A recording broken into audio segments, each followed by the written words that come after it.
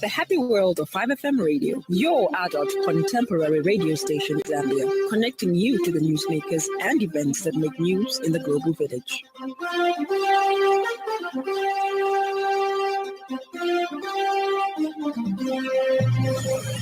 Good evening. This is the 5FM Radio Main News, the headlines. Energy Minister has officially broken ground for the 100 megawatts Mamba solar energy project in Sinazongwe. LCC warns traders on expired products amid disposal of 2024 seized items from Matero. And Trump will reportedly link pain reliever tyranny to autism, but many experts are skeptical. This bulletin is live on our Facebook page, 5FM Radio Zambia, and on our YouTube channel, 5FM Radio Zambia. With the details, my name is Lance Sannie.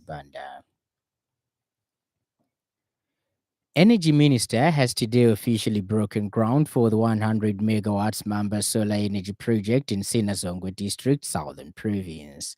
This investment will form part of Mamba Energy Limited's planned expansion, increasing its total generation capacity to 700 megawatts by 2026 and enhancing Zambia's energy security. In his remarks, Makoto Chikote noted that the project is a timely response to the power shortages experienced during the 2023-2024 drought.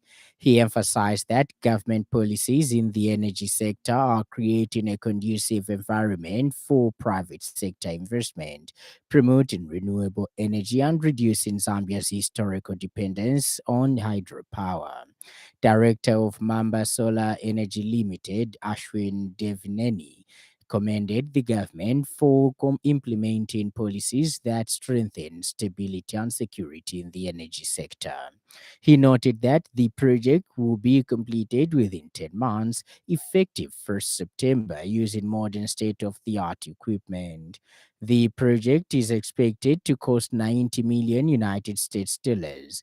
Mr. Chikote praised Mamba Energy Limited for responding to government's call for investments in renewable and alternative energy sources, describing the project as a milestone for the company, the local community, and Zambia's energy future. He highlighted progress in the solar sector. 5 megawatts of new solar PV projects have commissioned, with several more in the pipeline.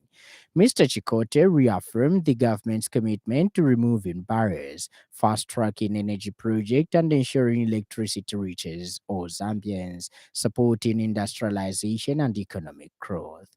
The minister paid tribute to traditional leadership and the local community for their support, assuring them of active participation and tangible benefits from the project. He encouraged other private sector players to emulate Mamba Energy Limited by investing in renewable energy projects across the country. Mr. Chikote concluded by officially declaring the groundbreaking of the 100 megawatts Mamba solar energy project. This is contained in a statement issued by Bobsi Angelica, Principal Public Relations Officer, Ministry of Energy.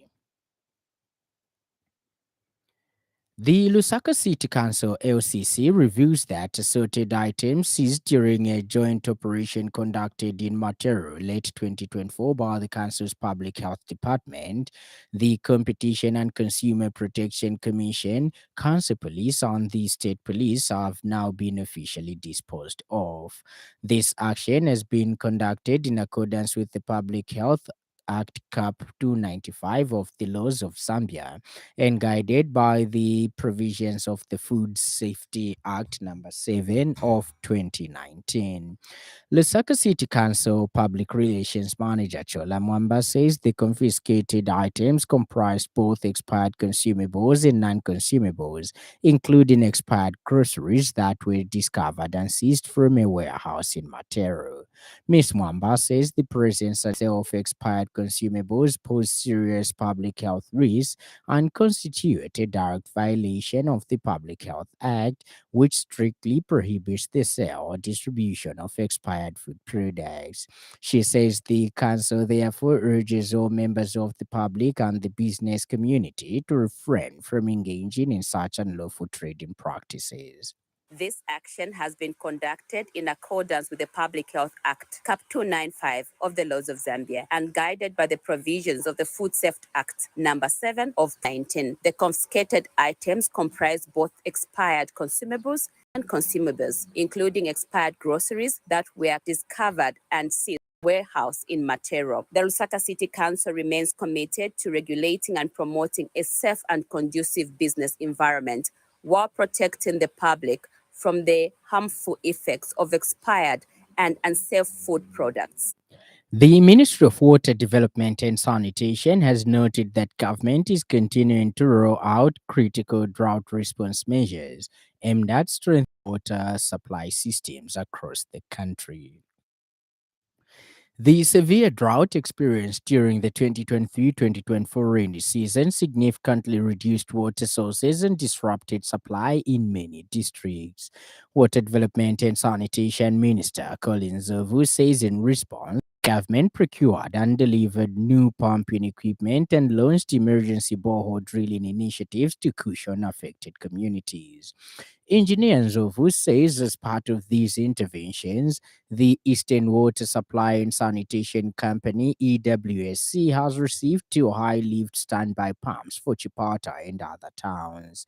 He says these pumps will guarantee continuous water supply in the event of equipment breakdowns, thereby improving reliability for households, schools, health facilities, and businesses. The minister added that progress has also been recorded under the emergency borehole drilling program. He says of the 20 commercial boreholes targeted for Eastern Province, 13 have already been drilled and are awaiting equipment installation.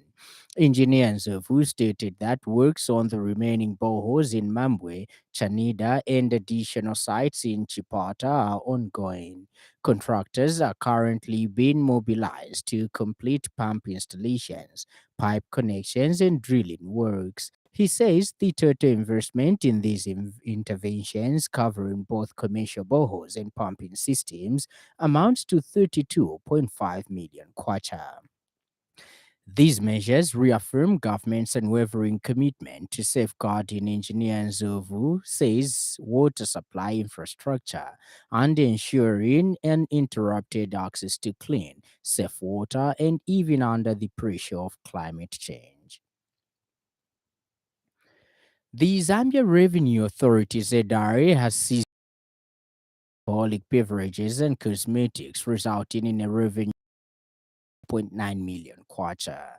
ZRA Corporate Communication Manager Oliver Nzala says the 2 trucks were intercepted on the same night after using an unauthorized gate and route from the Chirundu one-stop border post with assistance from private security personnel stationed at the border. Mr. Nzala explains that the first truck loaded with assorted was involved in an accident along the undesignated. The second truck was tracked using security footage and later intercepted by officers at a local truck yard in Chirundu.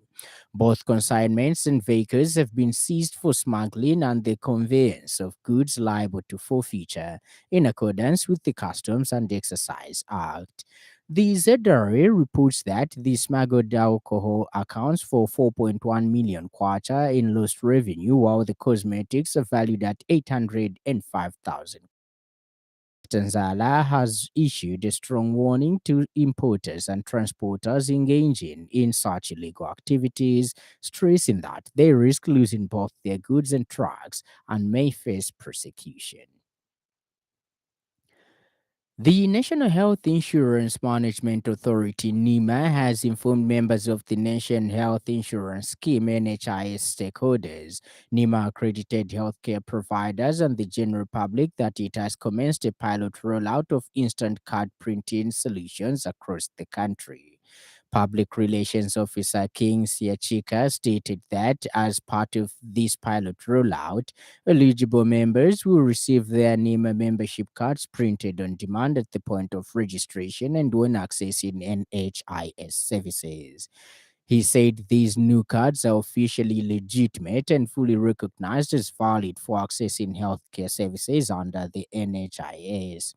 Mr. Siachika has since rather urged all healthcare providers and service assistants to recognize both versions of the NEMA cards as valid and to continue offering services to members accordingly.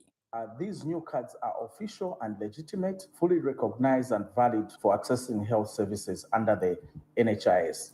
Kindly take note of the following. Both the newly printed instant cards and the centrally printed cards remain valid. Members who have already received centrally printed cards do not need to replace them. New instant cards include the member's national registration card NRC number, a new feature introduced to enhance member identification. And also the primary mode of member identification continues to be biometric.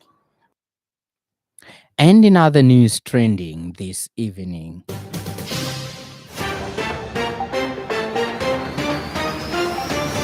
President Hakainde Hichilema has assured First Quantum Minerals and the investors of government continued support in addressing challenges that impede economic growth in the sector.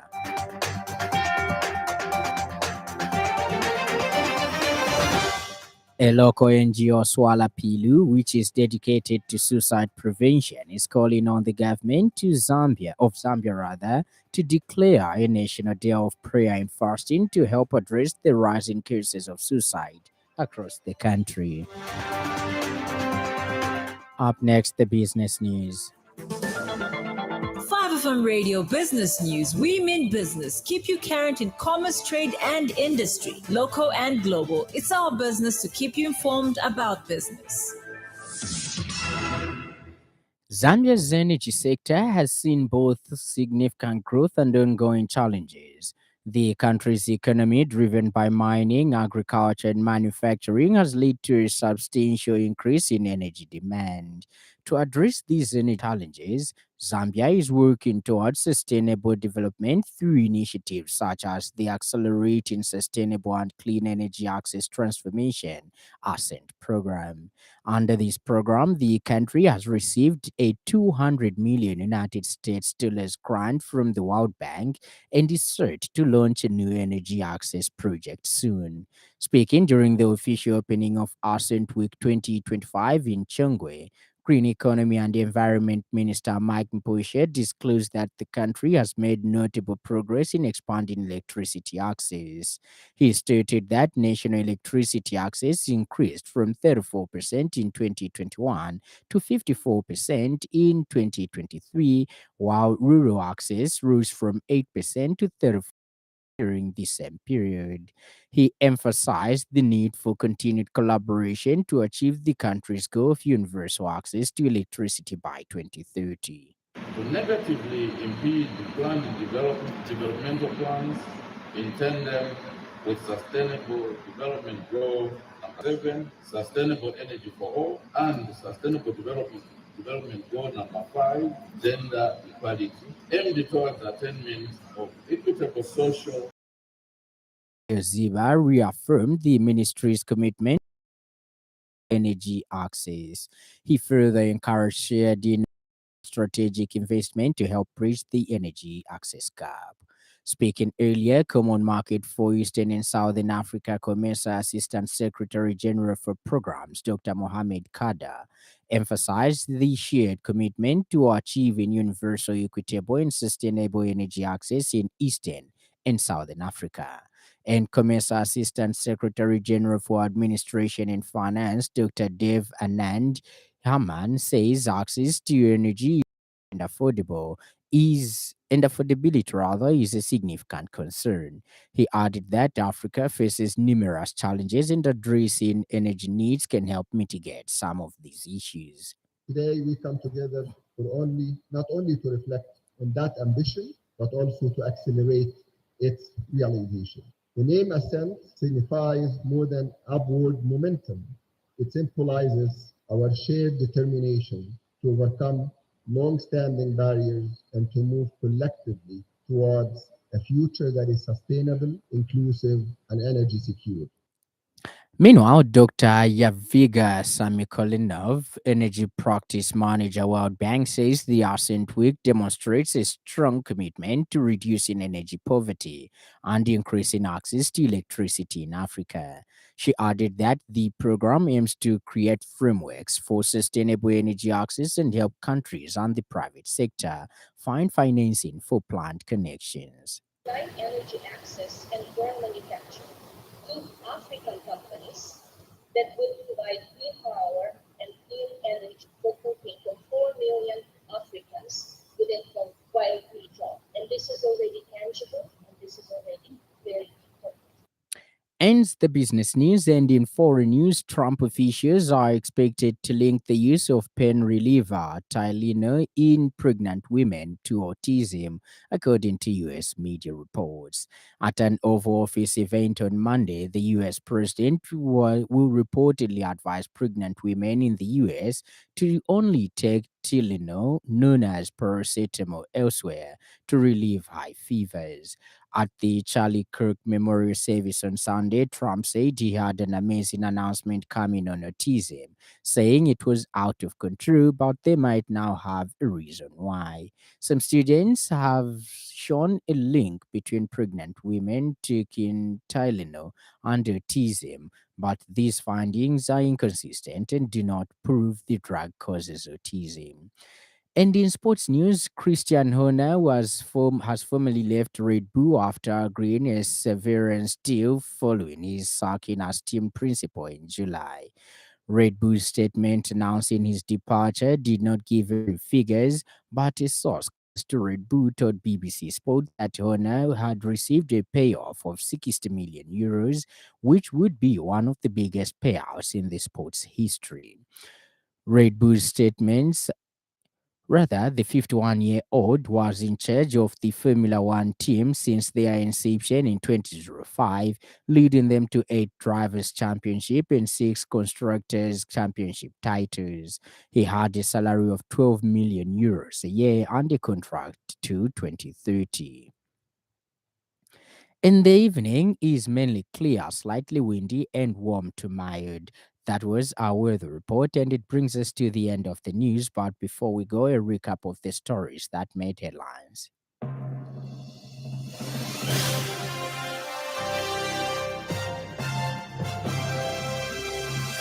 Energy Minister has today officially broken ground for the 100 megawatts Mamba solar energy project in Sinazongo district, Southern Province.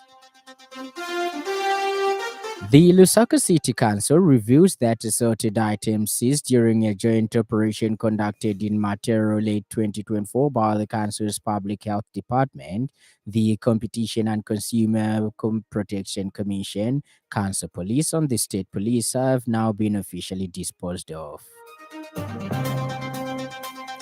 And finally, Trump officials are expected to link the use of pain reliever Tylenol in pregnant women to autism, according to U.S. media reports. For more news, follow us on Facebook, 5FM Radio Zambia, and subscribe to our YouTube channel, 5FM Radio Zambia. On behalf of the entire news crew and the technical department, thank you for listening to the happy world of 5FM. Stay safe and stay tuned to 5FM Radio. My name is Lance Sannie. Enjoy the rest of the evening.